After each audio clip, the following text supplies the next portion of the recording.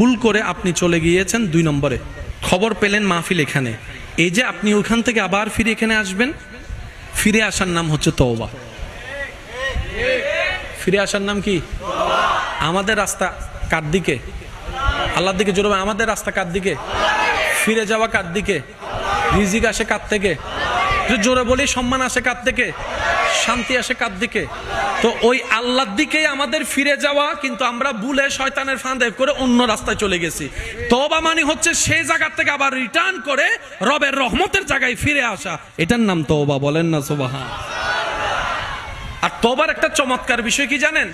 আপনি তওবা করবেন একবার। কয়বার? সবাই বলি কয়বার? আপনার জীবনে কি একটা গুনাহ না 1000টা গুনাহ? রব এমন দয়াবান, নবী উম্মত রহমাতুল লিল আলামিনের উম্মত হওয়ার কারণে এমন ফ্যাসিলিটি দিয়েছেন। আল্লাহ পাক বলে, ও আমার বান্দা নবীর উম্মত, তোরা তওবা করবি, ক্ষমা চাইবি একবার, আমি আল্লাহ খুশি হলে 1000 বছরের গুনাহ মাফ করে দিতে রাজি। এটা হচ্ছে আমাদের জন্য আল্লাহ পাকের স্পেশাল একটা সুযোগ। এই সুযোগ নেওয়ার দরকার আছে না নাই?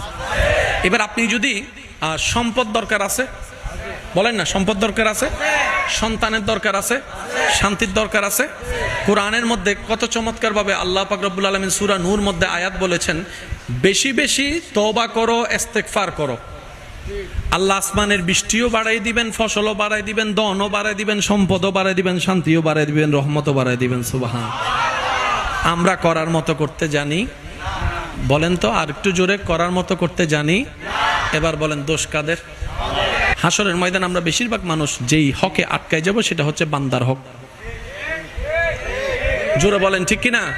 সেজন্য বান্দা সেই যেই হোক, ভাই, স্বামী, স্ত্রী, এগুলো চিন্তা করবেন না, মাথায় বসবেন এটা আমার আল্লাহর বান্দা, এটা আমার আল্লাহর বান্দা। দেখবেন প্রত্যেকটা বান্দাকে আপনার অন্তর থেকে শ্রদ্ধা দেওয়া চলে আসবে। যারা আপনাদের কাছে টাকা পায়, আল্লাহর ওয়াস্তে টাকাটা দিয়ে দেন।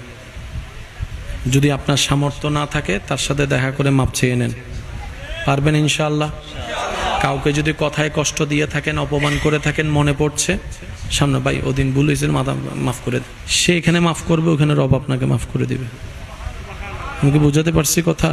আমি মাপ চাইবো কেন? নিজে বাঁচার জন্য। মনে রাখবেন, আমি মাপ চাইবো, আমি বাঁচার জন্য। এমনকি কোন স্বামী যদি স্ত্রীর উপর জুলুম করে, আল্লাহ এটারও বিচার করবে। কোন স্ত্রী যদি স্বামীর উপর অন্যায় করে, জুলুম করে, আল্লাহ এটারও হিসাব নিবে।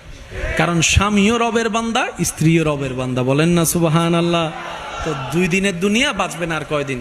ছেড়ে দেন না। ছেড়ে দেওয়াটা রবের সুন্নত। দুশমনকে খাওয়ানো রবের সুন্নত। তাই তো রব ফেরাউনের ফুলকে পর্যন্ত খাওয়াইছে।